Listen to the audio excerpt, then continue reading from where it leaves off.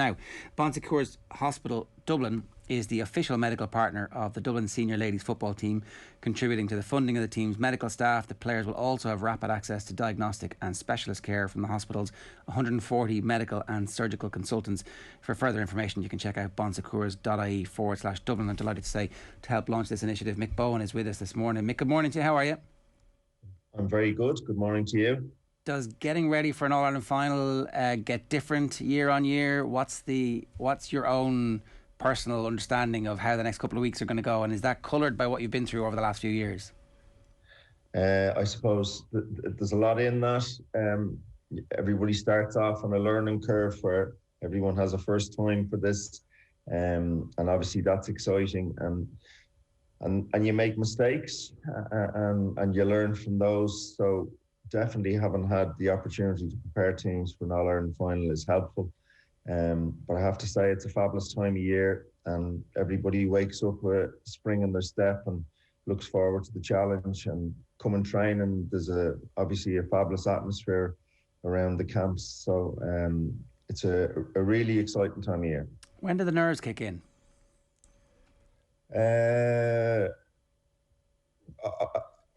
I suppose it's a little bit of trepidation right from the start, because even this year with a new challenge with Meath, there's a new pairing. So we're unfamiliar with them. So immediately your antennae is risen. So as regards the nerves themselves, the week of it, you definitely feel a rise in that kind of... it's not even tension, it's kind of, it's a mix between, I suppose, nervous energy and excitement. But that's what sharpens the axe. Well, it's what it means to feel alive, right? Isn't that? I always feel like it must be the best part, is the anticipation in some respects. Obviously, eventually when you get over the line, the winning, there's a sense of elation and relief and all that kind of stuff. But the best part is actually where you don't know what's going to happen and you're excited by the challenge. Absolutely, yeah, and that's one of the reasons we probably do it. I only ever once did a bungee jump off a bridge, and the 45 minutes prior to it had to have been the worst 45 minutes wait in my life, and then the jump itself is excitement, and football's not unlike that. Like that, you spend all those hours getting ready for something and concerns and everything, and then the minute the ball is thrown in, you're at it and you're doing probably what you're comfortable at. Would you recommend a bungee jump? My biggest fear at the time was were my joints going to stay together. So no, I did it in France, and no, it's not something I do again, but delighted I did it. That's interesting. So it wasn't something you did when you were much younger or something. This was obviously a very recent thing you did. It wasn't that recent, no. But it's very much in the memory bank still. Did you go to Croke Park on Sunday as well, Mick, or were you happy enough to watch it on TV? A couple of the management team went in, but I watched it at home. I had a little bit of a shift to put in with the kids. I'd missed a fair amount of time with them during the week, so... and equally, the demand obviously for the under-20s final was significant. So all those things I hadn't, in my own preparations, I hadn't even considered looking for a ticket for the game. When does opposition analysis begin, or how does that work for you? Well, this year it's completely different because, as I said, you know, had the pairing been Cork, we obviously would be very familiar with them, and we had quite an amount of work done on them over the years, and obviously there's always new information to gather. But this time it's completely different. Like genuinely, we would have watched Meath and watched their growth, and even though it wasn't a massive surprise for us that they ended up winning that game, at the end of the day, we had no reason to have work done on them prior to this, because we haven't played them. I'm not quite sure any of this group have played them since 2016. So that's an amount of time, and obviously a huge amount of changes in their ranks still, or since that time, and they've been quite successful underage. So preparation started on Sunday. The minute the whistle blew and I'm not quite sure our stats team were delighted because that meant a whole new amount of work for them. But there's an excitement that comes with that because, you know, familiarity at sometimes the little bit of excitement does start to dissipate. So even for crowds, so a complete new pairing and a Leinster pairing for Leinster final or for the All-Ireland final is quite exciting, I think. How familiar are you with the Meath surge over the last few years and the work that's gone in that county?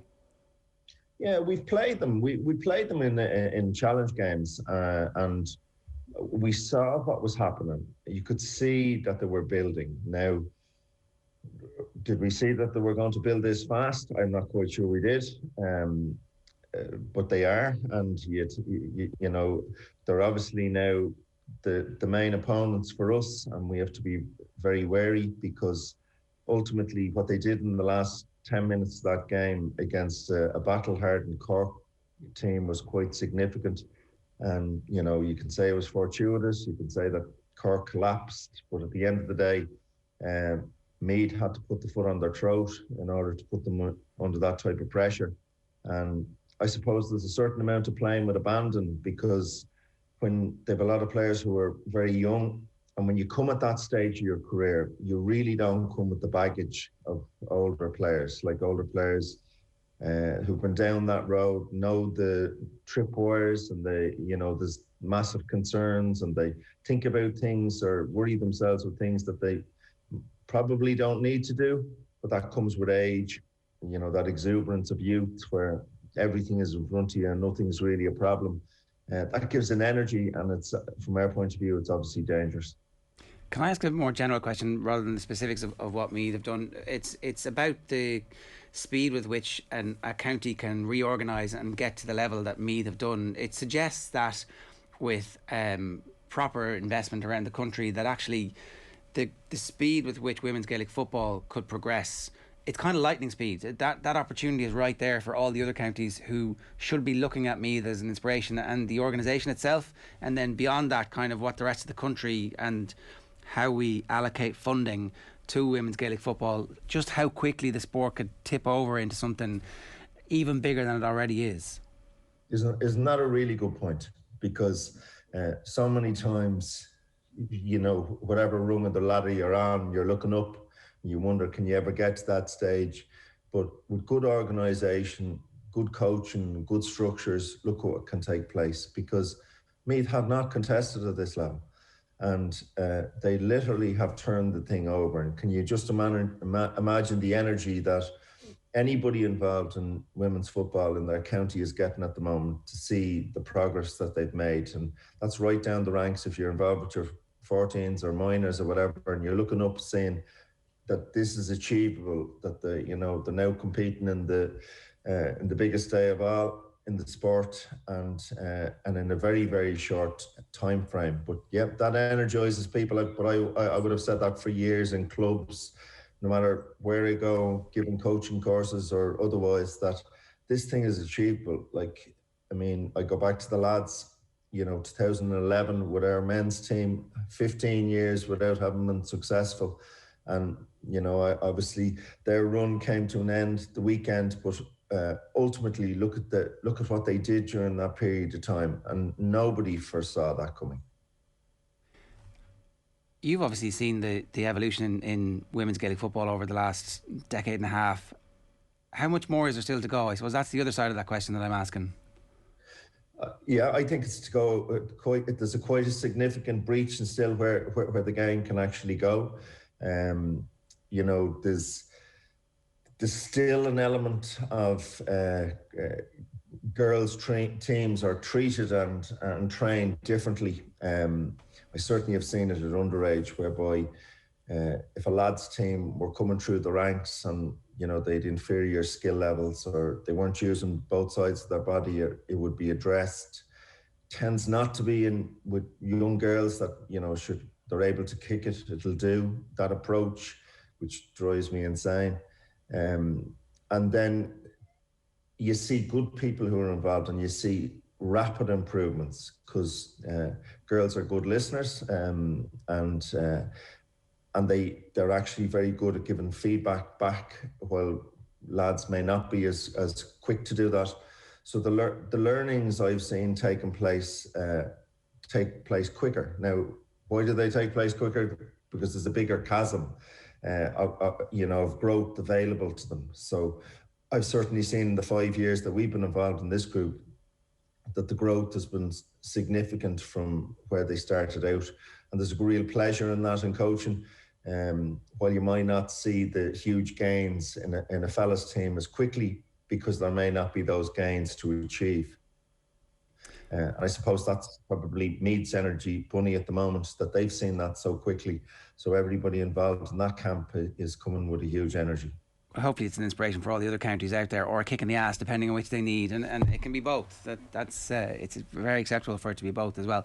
Can I talk to you about some of the comments in the aftermath of the game? You were obviously quite exercised about stuff that had been said pre-match. The word cynical was something that had obviously pissed you off enough to the point where you brought it up unprompted in the aftermath of the Mayo game. What was it that rang that bell for you, that annoyed you to the point where actually, I'm going to address this now when I have the opportunity to? So the first thing is that I wasn't annoyed, but I was standing up for our group. And annoyed is kind of impromptu reaction to something. I was very aware of what I was going to say if I got the opportunity post-match, because over the last couple of weeks, we've been described after the Donegal game as physical and calculated fouling. Then obviously coming into the Mayo game, we were described as a team who were cynical. And I was looking around, knowing what's going on in the group, knowing the coaching that's going on in the background, going, where are these guys going and what are they at? Why would you do that to a group who have genuinely gone off after trying to improve the standard of the game and try to play the game at the highest possible level that they can during their time? And that's allowed. That's one of the challenges that we've set ourselves. And after year one, and I've stated this many times, and oftentimes when you're fully honest, people nearly don't believe that you're telling the truth. But we haven't spoken about trying to win All-Irelands. We haven't spoken about trying to win medals or cups. We continuously speak about trying to play the game at the highest possible level we can. So when somebody throws terms at it that are incorrect, I obviously had to address it, because very soon what happens is that becomes a given. That's what Dublin are, that's what they do, as opposed to actually looking at the game and saying, what actually are they doing? And I made the point, and I had spoken to TG Carr prior to the weekend, because some of the stuff they had presented prior to the Donegal game was on the contact that was now taking place in the women's game. And physicality was the word that was being used with this. And I said to them, but it's not. Physicality is the incorrect language. You're using the wrong language. That's complete commitment for the ball. That's not physicality. Sinead Ahern is 5'3", and I don't know what she weighs in at, but she's a small stature. She's not a physical player. Caoimhe O'Connor is the same, but their commitment to win the ball is unwavering. That's a completely different description. And cynical, we play the game at a really high intensity, which is, and we've come with this onus on us for the last number of years, that there's a responsibility. We always haven't stood up to it, but there's a responsibility on us to entertain when we play the game. And I would have huge mass on that as a coach, not just trying to win matches, but the way we play and the way we represent the game. But that equally means in the game, in a contact sport, and in the rule of ladies football states there can be no deliberate contact. But if you and I compete for a ball and contact is made, that doesn't mean I'm fouling you. It means there's contact because I competed to win the ball. And if I have done more conditioning work than you have and happen to be stronger and win that contest, that doesn't mean I'm physically bullying you or otherwise. It means I've done more work than you and I've won the contest. And that's all I was trying to point out. And I equally feel that the rules at this stage, because the game has moved on, you asked me the question, was there more to go? And I see that there's, huge opportunities for this to grow. And it doesn't. I understand that the Ladies Association don't want the rules the same as the men's game. I can fully understand that. But no contact in a game of this magnitude with the same number of players and the same parameters of the pitch as a men's game.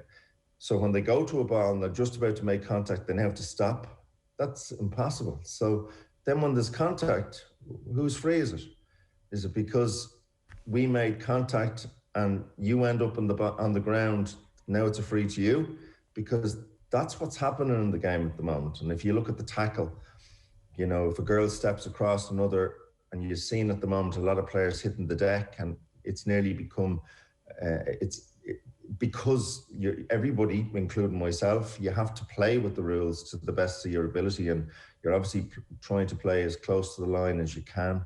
But if you have a situation where people are now throwing themselves to the ground because contact is made and the referee is given a free for that, well then that encourages that type of behaviour. So that's why I had gone after the whole concept that the rules of the game aren't fit for purpose at the moment and they need to be revisited.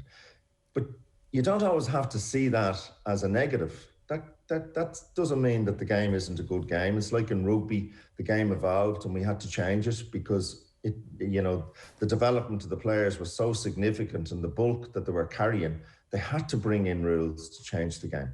Or in basketball, when it became monotonous with the ball going back the court, so they brought in a time frame in which you had to shoot. So that doesn't mean the sport is wrong. It just means the governing body of the sport has to have a look at it and say, okay, we need a couple of alterations here to make the game better.